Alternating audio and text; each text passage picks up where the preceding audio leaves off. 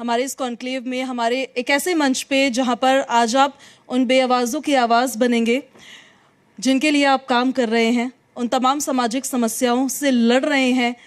तो उन विषयों पर हम चर्चा करेंगे।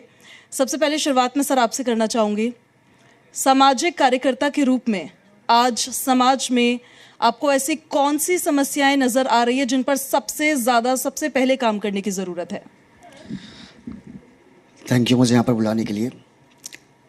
अभी जो सबसे बड़ी समस्या है समाज में, शिक्षा की। ऐसा नहीं है कि शिक्षा की कमी है हमारे देश में। बड़े बड़े विद्वान यहाँ पर जन्म लिए हैं, ये मिट्टी बड़े विद्वानों से अभिभूत हुई है। लेकिन अभी का जो समय है, आप इस्लामिक या इस्लाम में देखेंगी तो शिक्षा की कमी बहुत ज़्यादा है।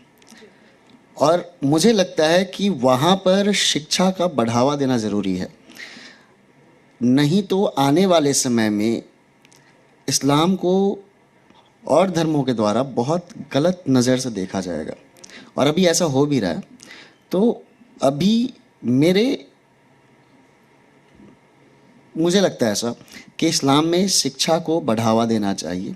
और शिक्षा को बढ़ावा बहुत बहुत ज़्यादा ज़रूरत है उनके यहाँ, इसलिए क्योंकि उनकी सोच को,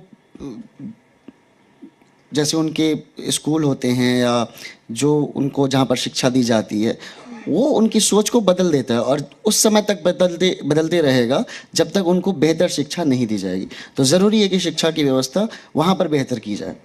राजनीति होती रहेगी अगर शिक्षा नहीं होगी तो इस्लाम में, और उनको राजनीति कह सकते हैं कि उनको एक खिलौना की तरह यूज़ किया जाता है राजनीति में। तो शिक्षा अगर रहेगा तो वो समझदार बनेंगे, और समझदार बनेंगे तो जिस तरह से उनको देखा जाता है वैसे देखा नहीं जाएगा। ठीक है सर, शिक्षा एक बहुत अहम आपने विषय अभी उठाया है और शिक्षाबल नहीं है, चाहे वो कोई भी धर्म हो के लोग हो। शिक्षा एक मूलभूत अधिकार है जो सबको मिलना चाहिए। ईशान जी, शिक्षा पर ही मैं आपसे सवाल भी पूछ लेती हूँ, उसके बाद रियल एस्टेट को लेकर भी हम बात कर लेंगे क्योंकि आप समाज सेवा भी करते हैं। ऐसे आपको कौन से रीजंस लग रहे हैं जिस वजह से सब जुड़ नहीं पा रहे हैं मुख्य धारा से शिक्षा की? देखिए, शिक्षा में आज के समय में पहले से तो ज़्यादा विकास हुआ है। और पहले की जो सरकार थी या पहले का जो समय था, शिक्षा में लोग उतनी सरकारी सुविधा नहीं होती थी, उतना लोग शिक्षा में बढ़ चढ़ के सब लोग शिक्षित नहीं हो पाते। लेकिन पहले से आज बहुत सुधार है।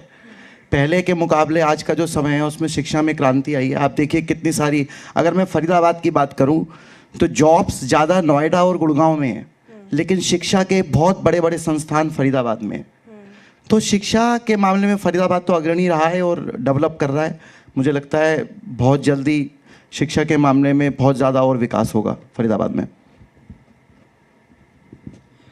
सर, आगे अब मैं बात करना चाहूँगी उन सामाजिक कार्यों की, आपके उन तमाम प्रोजेक्ट्स की जिन पर अभी आप काम कर रहे हैं, जिन पर अभी आपका फोकस है, जिससे आपको लगता है कि इन पर अगर काम हो जाए तो किसी के जीवन में परिवर्तन आ जाएगा।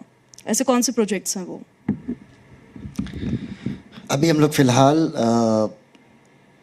एक तो इस्लाम में शिक्षा की व्यवस्था को ठीक करने पर हम लगे हुए हैं, प्रयासरत हैं।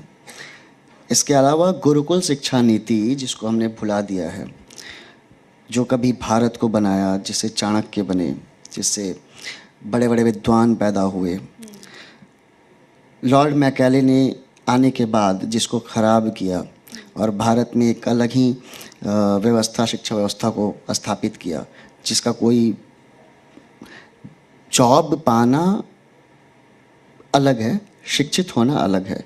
आप जॉब करें, एक अच्छी प्रोफाइल में जॉब करें, लेकिन इससे भारतीय शिक्षा का जो अर्थ है वो बदल नहीं जाएगा।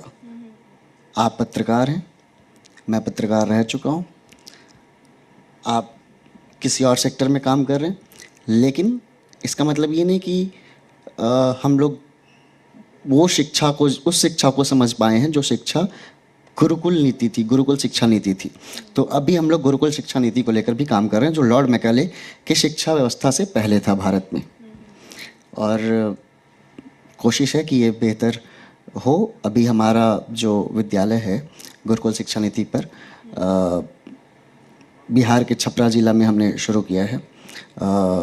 वहाँ पर एक दाऊदपुर गांव है, वहीं पर हम गुरुकुल शिक्षा व्यवस्था को लेकर एक स्कूल भी चला रहे हैं। कितना चैलेंजिंग हो जाता है सर ये कि जिन मुद्दों पर आप काम कर रहे हैं, आप समाज को समझाने की कोशिश कर रहे हैं, कितनी चुनौतियां इसमें फेस करनी पड़ती हैं? देखिए, इस प्रकार का जो भी कार्य होता है उसमें बहुत चुनौतियां रहती हैं। इतना आसान नहीं है किसी भी कार्य को करना, लेकिन अगर दृढ़ निश्चय से किसी कार्य के पीछे लगा जाए और किसी कार्य में निस्वार्थ भाव से यदि कार्य किया जाए तो वो कार्य संपन्न हो जाता है। तो इसमें बहुत मेहनत और बहुत ही दृढ़ निश्चय की आवश्यकता होती है और धीरे धीरे प्रगति इसमें हमें मिल रही है। इसमें हम काम कर रहे हैं तो सफलता मिल रही है। सर, आपको लगता है कि सोशल मीडिया ने समाज सेवा को कितना बदला है? मतलब इस चीज़ को लेकर आप क्या सोचते हैं? क्योंकि पहले समाज सेवा ऑन ग्राउंड होती थी लेकिन उसको फिल्म नहीं किया जाता था। सोशल मीडिया ने लेकिन समाज अब सेवा ज़्यादा को मजाक फिल्म बना दिया। मजाक बना दिया।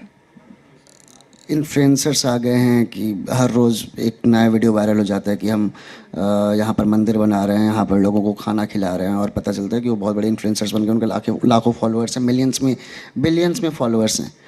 लेकिन क्या सच में वो ज़मीनी स्तर पर काम कर रहे हैं? लोगों का विश्वास उठ रहा है, लोग भरोसा नहीं कर पा रहे हैं कि सच में ऐसा कुछ हो रहा है। क्या सच में अब सामाजिक कार्यकर्ता बचे हैं जो सच में समाज को बेहतर बनाने के लिए कुछ कर रहे हैं? ऐसा अब लोगों के भरोसे से परे है। लोगों को अब शक होने लग गया है। अब बड़ी बड़ी वेबसाइट्स हैं जो कमीशन लेती हैं डोनेशंस देने पर कि आपको हम 70% दे देंगे, अगर डोनेशन आया तो 30% हमारा हो गया। तो ये आप कोई डोनेशन इसलिए दे रहा है क्योंकि वो चाहता है कि समाज बदले, समाज में अच्छा काम हो। लेकिन कुछ ऐसे भी लोग हैं, ऐसे इन्फ्लुएंसर्स हैं जो उसका गलत मिसयूज़ कर रहे हैं, गलत फ़ायदा उठा रहे हैं। वैसा नहीं होना चाहिए। सोशल मीडिया, मेरे हिसाब से सोशल मीडिया ने एक इसको मजाक बना चुका है। जो समाज में एक्चुअली होना चाहिए वो हो नहीं रहा है।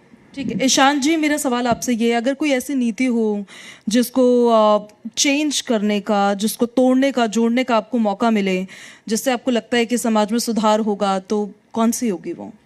देखिए, एक तो जैसे कहा सर ने भी, शिक्षा में बहुत जागरूकता आवश्यकता है। शिक्षा अनिवार्य होनी चाहिए, हर किसी को शिक्षा लेनी चाहिए। गवर्नमेंट को कोई इस तरीके का प्लान होना चाहिए कि कोई भी अशिक्षित ना रह जाए। दूसरा, आज की डेट में जो युवा सबसे ज़्यादा जो पिछड़ रहे हैं वो नशा के वजह से, तो नशा मुक्ति पे भी गवर्नमेंट को बहुत ज़्यादा कार्य करना चाहिए। और कहीं ना कहीं मुझे ऐसा लगता है कि अगर कोई नशा करते हुए पकड़ा जाए तो कहीं ना कहीं आपराधिक रूप से उस पर कोई मुकदमा भी होना चाहिए और कोई सख्त कार्रवाई होनी चाहिए।